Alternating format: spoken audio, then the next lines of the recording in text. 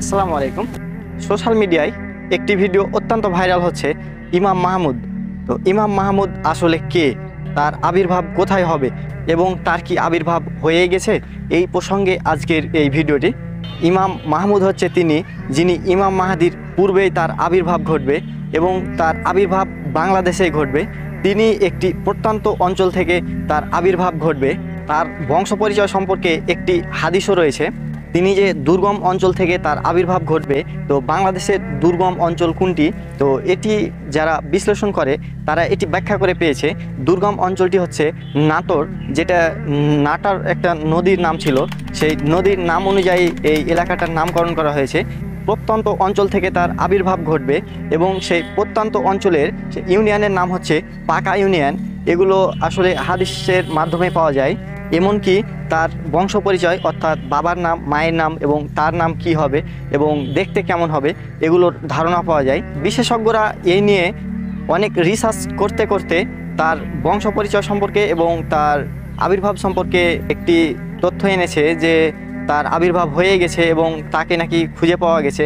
হ্যাঁ, সেটা হতেও পারে, যেহেতু ইমাম মাহাদি আসার সময় অতি সন্নিকটে, সেহেতু তার পূর্বেই যেহেতু ইমাম মাহমুদের আবির্ভাব ঘটবে। তো ইমাম হচ্ছে নেতা আর মাহমুদ হচ্ছে তার নাম, তার ডাকনাম থাকবে মাহমুদ এবং তার উপাধি অর্থাৎ ইমাম মাহমুদ হাবিবুল্লাহ। এছাড়াও তার সাথে থাকবে সাহেবে কেরাম এবং ইমাম মনসুর। তো যে ছেলেটিকে সাধারণত ইমাম মাহমুদ বলা হচ্ছে, তার আবির্ভাব প্রায় 2017 সাল থেকে পাওয়া যাচ্ছে। হাদিসের কথা অনুযায়ী যদি তার সম্পূর্ণ মিল থাকে, তাহলে আমাদের তাকে ইমাম মাহমুদ মানতে হবে এবং তাকে আমাদের নেতা মানতে হবে, যার মাধ্যমে গাজাতুল হিন্দের পূর্বে যে আক্রমণ হবে, অর্থাৎ আমাদের বাংলাদেশে যে আক্রমণ হবে, এগুলো থেকে আমরা কিছুটা হলেও বাঁচতে পারবো। আপনারা জানেন যে ইতিমধ্যে আমি ভিডিওটি দিয়ে দিচ্ছি, দেখুন। সনাতন ভাইদের উপরে অত্যাচার হচ্ছে, তো আমরা কিন্তু ভারতে, পশ্চিমবঙ্গে এখন চুরি পড়ে পড়ে থাকবো না। আমরা পশ্চিমবঙ্গে ভারতে আজকে দেখিয়ে দিতে চাই যে আগামী দিন হিন্দুদের উপরে, বাংলাদেশের সংখ্যালঘুদের উপরে যদি আক্রমণ করা হয়, তো আমরা এর পাল্টা রিয়াকশন দেব। আজকে শুধু টেইলার হলো, আগামী দিন পিকচার আবি বাকি है। বাংলাদেশ তোমরা তৈরি থাকো, তোমাদের যোগ্য জবাব তোমরা পাবে। আর জিহাদিরা তোমরা ভেবো না আমাদের হিন্দু ভাই বোনদের ওপরে এইভাবে নির্মমভাবে অত্যাচার করবে, রাতের অন্ধকারে ধর্ষণ করবে। ভারতবর্ষ তথা ওয়েস্ট বেঙ্গলের মানুষ তোমাদেরকে ছাড়বে না। তোমরা তৈরি থেকো, তোমাদের জন্য আমরা তৈরি হচ্ছি, তৈরি হয়ে আছি। যে বাংলাদেশ হলো, এই ইন্ডিয়া যে বাংলাদেশের স্বাধীনতা নিয়ে এসছে, আবার কিসের স্বাধীনতা? তাহলে কি পাকিস্তানের সাথে পাকিস্তানে গেলেই বাংলাদেশ স্বাধীন হবে? তাহলে কি করতে 1971 বা ইন্ডিয়া সাহায্য নিয়েছিল? যদি নিজেদের পায়ে ক্ষমতা না থাকে, তাহলে ইন্ডিয়া পায়ে ধরে কেন সাহায্য চেয়েছিল? মালাউনরা এই যে শেখ হাসিনার এই স্বৈরাচার সরকারের পতনের পরে তারা তাদের দেশে যেভাবে আমাদেরকে জঙ্গি বলে আখ্যায়িত করছে, এছাড়াও আপনারা সোশ্যাল মিডিয়া দেখতে পাবেন তারা বিভিন্ন সময় আমাদের জঙ্গি বা যে কোনো ট্যাগ দেওয়ার চেষ্টা করছে। আসলে এই যুদ্ধটা অত্যন্ত গুরুত্বপূর্ণ হবে, কারণ আবু হুরায়রার মতো একজন প্রসিদ্ধ নেতা বা সাহাবী তিনি বলেছিলেন যে আমি যদি গাজাতুল হিন্দ পেয়ে যাই, তাহলে আমার সর্বোচ্চ বিক্রি করে হলেও আমি সেই যুদ্ধে অংশগ্রহণ করব। এই যুদ্ধের অত্যন্ত গুরুত্ব রয়েছে ইসলামের ভবিষ্যৎবাণীতে। এই যুদ্ধে যারা অংশগ্রহণ করবে তাদের কিয়ামত পর্যন্ত তাদের কোনো হিসাব নেওয়া হবে না, তারা বিনা হিসাবে জান্নাতে যাবে। তো এই যুদ্ধের বিশেষত্ব অনেক। সেই সময় যারা থাকবে তারা বরফের উপর হামাগুড়ি দিয়ে হলেও যেন সেই যুদ্ধে অংশগ্রহণ করে। বাংলাদেশে যখন মালাউনরা আক্রমণ করবে, এই মাহমুদের পূর্বেই আরেকটি কাফেলা যাবে, তারা প্রায় সকলেই মারা যাবে, কারণ তারা নেতার আনুগত্য করবে না বা নিজেরাকেই মনে করবে যে আমরা স্বয়ংসম্পূর্ণ আছি। তো সেক্ষেত্রে ও কাফেলার কেউ থাকবে না এবং পরবর্তীতে ইমাম মাহমুদের নেতৃত্বে আমরা তাদের পরাজিত করব। ইতিমধ্যে সেখানে অনেক হত্যাযজ্ঞ হয়ে যাবে, কোটি কোটি মানুষ মারা যাবে।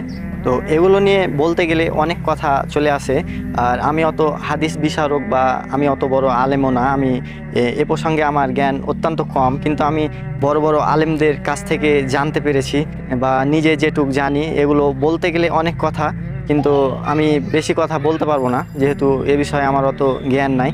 কিন্তু যারা এ বিষয়ে ভালোভাবে জানতে চান তারা প্রখ্যাত আলেমদের বিশ্লেষণমূলক ভিডিওগুলো দেখতে পারেন।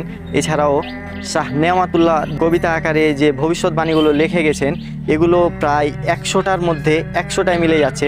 তিনি প্রায় 850 বছর আগে এই ভবিষ্যৎবাণীগুলো করে গেছেন, সেগুলো বর্তমান জামানার সাথে প্রেক্ষাপটে মিলাতে গেলে প্রায় 100% মিলে যাচ্ছে। এগুলো হাদিস রিসার্চ করে যেগুলো পাওয়া যায়, আমাদের দেশে অত্যন্ত বড় হামলা হবে, এগুলোর জন্য আমাদের সকলের প্রস্তুত থাকা উচিত। ইতিমধ্যে দেখা যাচ্ছে ডম্বুর বাঁধ থেকে আমাদের না বলে 21 তারিখ যে সকল গেটগুলো খুলে দেওয়া হয়েছিল, এক্ষেত্রে বাংলাদেশের প্রায় 11টি জেলাতে অত্যন্ত ভয়াবহ বন্যা। তো তাদের পাশে আমাদের দাঁড়ানো অত্যন্ত জরুরি।